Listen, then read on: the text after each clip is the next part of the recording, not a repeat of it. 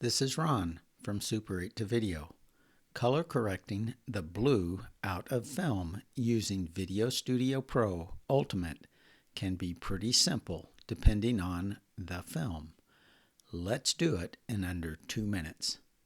First, click the film. Then select this edit icon. Then this color tab. Come down to HSL Tuning. Select this arrow next to Hue. Select Saturation. Come to the color blue. To move the slider, left-click and hold it.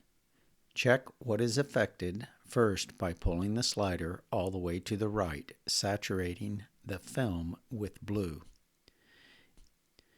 It is affecting the fence, the white shirt, and white pants, but it is also affecting this blue shirt. The shirt is the only thing I would be concerned with. The pants, white shirt, and even the house roofs will be improved. Notice when I move the slider into the negative numbers, how at first the blue shirt doesn't seem to be changing. But as I keep going, it starts turning gray. And when I go all the way to the left, even the green shirt turns gray.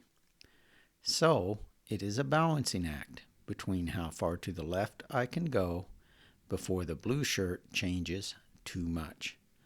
I found -45 to be best. Click Share. Name it. Hit Start.